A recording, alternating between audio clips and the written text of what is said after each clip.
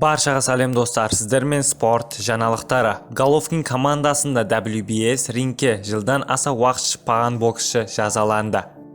Супер орта салмақтағы қазақстандық боксшы Али Ахмедов бүкіл әлемдік бокс кеңесі WBS рейтингінен орны жоғалды деп хабарлайды.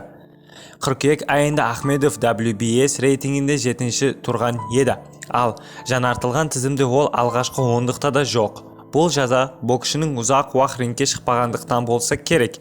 Али 2022 жылдың қыркүйегінен бері жекпе-жек өткізбеген, ал бұған дейін Ахмедов халықаралық бокс федерациясы IBF рейтингісі топ 15-ші тізімінен шығарып тасталған болатын. Кейінгі жекпе-жегінде Ахмедов америкалық Габриэл Росадонды төрешілердің шешімімен жеңіп бос тұрған IBF, WBS Silver титулдарын иелеген еді. Жәнібек келесі қадамы туралы ашық айтты. Орта салмақта WBO және IBF чемпионы Жәнібек Әлемханұлы тағы бір титулы жеңіп алмақ деп хабарлайды.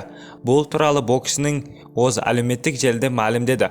Мамырда чемпиондығымды нокаутпен қорғадым, ал күзде әлем чемпионын жеңдім.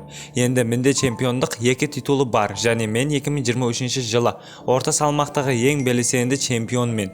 Келесі жылы менде тағы бір белбеу болады деп жазыпты Жәнібек твиттерде. Сіздермен спорт жаңалықтар болды. Арнаға тіркеліп, видеоға лайк басуды ұмытпаңыздар. Барша жаңалықтар тек қана бізде болады.